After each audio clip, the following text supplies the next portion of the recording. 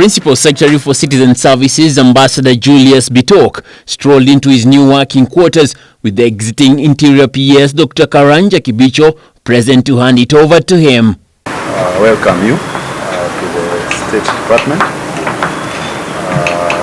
You take over due to the rearrangement using the Executive Order number 1 that has split the former larger department of Interior and Coordination of Services into internal security and national administration, and then there's the State Department. So, karibu sana. After introducing the team in the various departments, Dr. Kibicho went ahead to praise the Huduma number initiative to Professor Bitok, who had promised to revisit it during his vetting as an innovative design that fell victim to political windfalls. There's a big project that we started called Huduma, or NIMS as official, that has, by the time I'm handing over, has actually issued over 10 million Huduma cards, having registered 38 million Kenyans.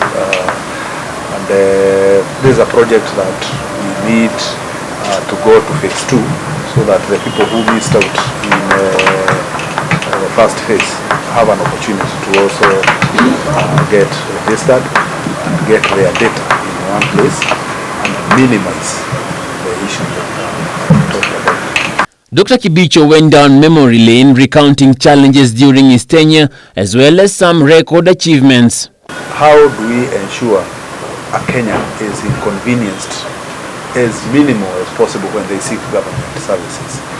Because of the politics that were put around it, because of elections and all that, a good project almost was killed. I hope now that elections are far, we will not attach emotions around a project like that wants to clean up, digitize, and ensure that when a Kenyan gives you their identification, they are truly the Kenyans. You deal with insecurity in this country, you deal with fraud in this country, because the documents that Kenyans give you are true documents. So I was the den of all crooks in this world because of passports, work permits and all that, and he's been able to streamline that. Ambassador Bitok commended Dr. Kibicho for his exemplary service, saying that he will endeavor to maintain the exemplary performance in the office that is key to national security, being the custodian of registration data. Taken over a ministry that had over 500 audit queries in Parliament.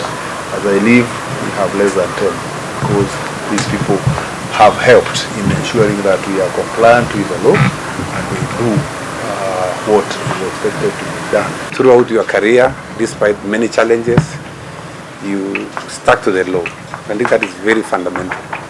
And as we are aware, when you are on the right side of the law all the time, you win. It doesn't matter what people say. It doesn't matter what rumors go around. As long as you are on the right side of the law, I think you win. And for me, I want to promise you, and I promise the members of this State Department, the directors and the heads of department, I will also stick to the law in all my engagements. Also, the Petroleum and Mining PS Andrew Kamau was on a similar ceremony, handing over to his namesake Andrew Kiben, wishing him all the best in the new appointment. Kenyans are actually looking at us in terms of supply of petroleum products. We have the technical team. We'll make sure that Kenyans will get to know the service.